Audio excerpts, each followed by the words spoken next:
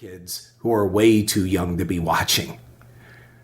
Horror has arrived, and no one loves it or knows more about it than Harrison. Consider yourself lucky. He's sharing his fascinating journey through the celluloid world of terror with all of us, and you've got a front row seat. Introduction. Did you ever have a fantastic cinematic adventure? I am talking where you experienced a film, not just watched one, where the audience cheered and laughed as a collective group.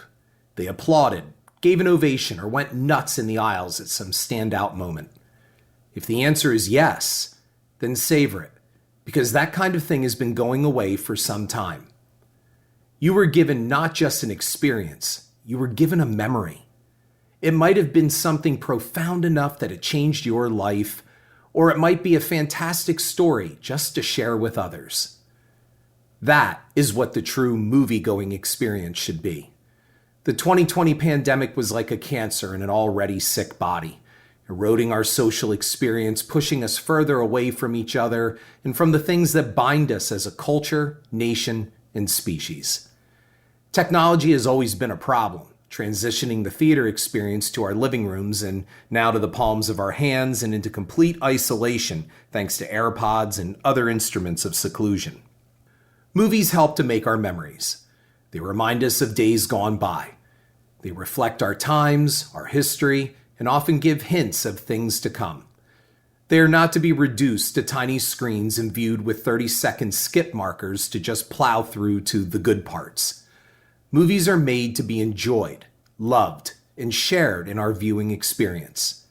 If you disagree, you wasted money buying this book, or you could forge ahead to hear me, and a lot of others, make my statement irrefutable. You may have missed out, but you're not alone. There are enough movie review books, websites, and online videos. The last thing pop culture needs is another movie review anything. The internet created a false belief that comments constitute actual reviews. There is a big difference. I created a whole podcast called Cinema, CYNEMA, dedicated to critical thinking and demanding the best of our entertainment. It was inspired by the worst motion picture ever made, Jaws The Revenge. I still stand by that criticism. Stephen King did a thorough history of horror with his Danse Macabre. He tackled old-time TV, film, and literature. His deft handling of the subject, his love for certain films in the genre made it a fast and enjoyable read. But that was 1981, and he had not yet peaked in his popularity. Has he yet? So the book is missing quite a bit since then, but it's a fine entry level into the genre. Eli Roth threw his weight behind his History of Horror on AMC.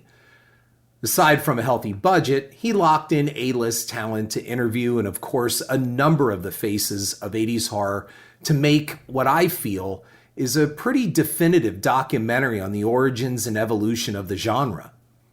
Roth, however, loves ultra-violent horror. While he is a fan of My Camp Dread, I know he has a soft spot for 1983's Sleepaway Camp. So much that there is an urban legend that he fired someone from one of his sets because that person did not see the film. When I was approached by a financier to do a documentary on the history of horror, I balked. What else was there to say after Roth's superb handling of the material? You can go online and find everything you want to know. Some of it might be bullshit, but the old stories of behind-the-scenes antics, secrets, and trouble allow you to fill in the gaps with online digital putty. There was no fire in my belly to do a video documentary. What do I do? Trot out many of the same horror faces and have them repeat what they told Roth for my project? Or what they've said in countless interviews or on the convention circuit? I took to Twitter and floated some questions to my followers and fans.